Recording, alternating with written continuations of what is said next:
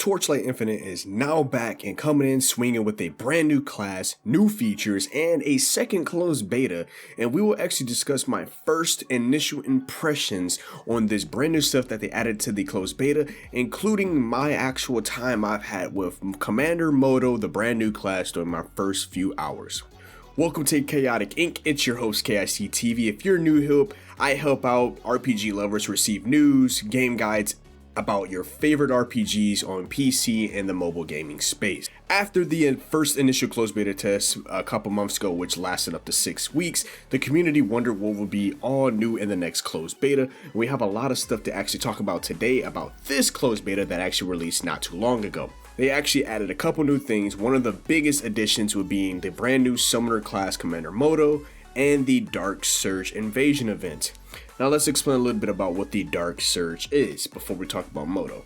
The Dark Surge is a brand new chaotic mess added to the game in which over time throughout battle you'll start gaining corrosion meter, and once it fills you can spawn monsters and destroy them for a variety of loot. Now the longer you keep the surge and build it up over time, then you can increase the difficulty of the surge, but then you will get better rewards, in which I'll explain the rewards from the system in a second. But the Dark Surge Invasion, which is the official title for this new solid gameplay, is going to be one of the key gameplay features in the closed beta, and it will feature a brand new style of gameplay, and it will also carry into the final release all the way into Torchlight's first initial official expansion. The rewards from a spawn is generous. Hunters will find currency, corroded gears, and corroded legendaries. When a map boss is also infected by the Dark Surge, an ultra ferocious familiar shall arrive upon that boss's death. After the familiar is defeated as well, us hunters will be able to obtain edicts that leads us to the final boss of the Dark Surge, the Tide Master. We will also receive a brand new character who is assisting us to defeat. We also receive a new character who is assisting us to defeat the Tide Master, and he's a new merchant that actually helps us to do forbidden crafting that unlocks after we defeat the Shadow of the Thunderlight in another room, time mark 5. The Path of the Brave invitation tickets will also drop and following time marks for hunters to enter the challenge. Now this gameplay is a tower based challenge. Each floor's victory unlocks a new floor beneath that set with randomizer fixes to it. So procedurally generated floors and stuff that basically allows you, the more you kill, you go like level 1, level 2, level 3, and so on and so forth, and you just can keep going from there. Now the rewards will be issued when a challenge is completed, and every 5 floors of victories grant a chance to additional prices. In Path of the Brave, the rewards include level 21 support skills, some level 21 special support skills like Selfishness and Restrain, and corresponding fate cards. Now the biggest part of this video of why I wanted to show you guys this is actually Commander Moto himself, which is probably the biggest addition to this second closed beta and probably the most being talked about right now. In my eyes, and during my entire few hours of playing with Commander Moto, getting him up to level 24 as of the time of making this video, Commander Moto is broken. Now, I did play the first initial closed beta and I was playing as a Frost Mage, but I don't know.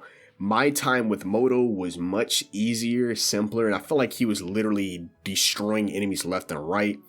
But let me tell you a little bit of what exactly Commander Moto is.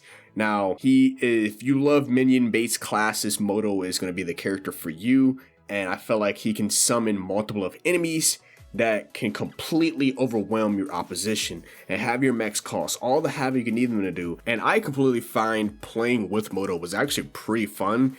Even though he is a summoner class, you sit back, let your minions do what they need to do, but as a summoner class, he's actually not that bad as a character. So my particular build I played with is that I decided to do was focusing on making all of my minions as powerful as they can be while increasing their survivability and how much damage they can output at the same time, almost in a burst type situation.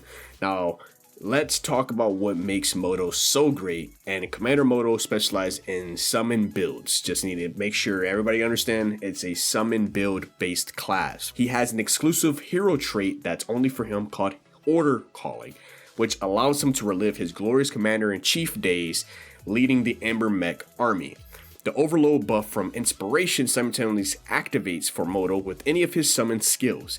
Under the overload status, all minions gain 30 on attack and cast speed, with also an increased chance of 10% on dealing double the damage to the enemies. And of course, stack up the buff for even more rewarding benefits. Moto can also manage his Amber mechs to first attack enemies they have taken damage from him, most recently for some highly effective tactics, tackling incoming waves. Now, two successions from the overload are that hunters can either build to dramatically and increase minions bursting damage for a limited period of time, or to elevate the overload's duration for steady output. Now, I chose to go down the immediate heavy burst damage because, I don't know, that's like my playstyle per se. But my experience with the Frost Mage, as I was saying earlier, was just a bit more difficult, and I feel like Moto's, the way you can really work with him from burst damage to, or utilizing his hero trait to the best of your ability, it's something, I don't know, it's something, it makes the gameplay feel fluid, smooth. I'm running through enemies, bosses like there is nothing. I easily level from level 1 to level 20 within the first hour and a half of me playing the game. Now, sometime in the future, I actually do want to do a dedicated video just for Moto himself and give you guys a strict guide on my exact build on how I did it from start to finish, from level 1 to end game. So if you guys want to see something of that nature, or as much as I can for the closed beta before the game comes out, 5 likes in the video, that'll be great. Now, I do want to talk about my final thoughts on everything about Torchlight's closed beta, and of course a little last thoughts about my time with Moto. Just for everybody to know, this game will be releasing multi-platform, including PC and mobile. All of your game data are binded with your TapTap account, so please make sure you go actually make a TapTap account so you can be able to play this while you're on the go. So all your data will be shared across all platforms, which will make grinding on the go even better. So when you're at home and want to rank up and have to go do your daily commute to work or whatever, school, whatever the case may be, then your fun won't stop there. Torchlight Infinite is also completely free to play, and all the gameplay mechanisms in the game are also free to play on launch. And I know a lot of people will be happy when I say this, but microtransaction items will only be cosmetic and does not affect your gameplay progression at all. A couple other facts about Torchlight is there is no region lock. It is a complete sequel to Torchlight 2 and is set 200 years later from Torchlight 2. More narration in the game settling will be released gradually via their official SNS community tab platforms. And of course, like I said, brand new summoner class, Commander Moto, new gameplay, the Dark Surge, which I'll do a brief explanation once again, challenging waves that can be summoned at will, and also challenging players to see their max capacity of dealing with multiple waves at once. New gameplay, again, Path of the Brave, which basically applies most of the players who are in or near in-game, and the brand new function, which is called Hero Ranking or Hero Board, which is a reference to a platform to study and compete with top builds. So, moral of the story is Torchlight Infinite is now back on closed beta testing globally. With this new beta, we're allowed to play as Commander Moto, the summoner class, and by far the most OP character I've played as so far. We gain a bunch of new features to the game that will carry on to the final launch, and the best part of this game will be free to play fully through and through. This game will probably be the best ARPG to release as of this year, along with its PC counterparts. And if you enjoyed today's video, then please go hop on over to my first impressions of the Frost Mage and Torchlight Infinite. And as always, it's been your host, KSDTV, here at Chaotic Inc., signing out. Peace. Die if you don't pack a vest. No culinary degrees, but whipping crack the best. Chefing, hard times taught lessons. Praying every night to pull up in park Benzes. What's my home is what you call trenches. You wouldn't last a day seeing life through all lenses.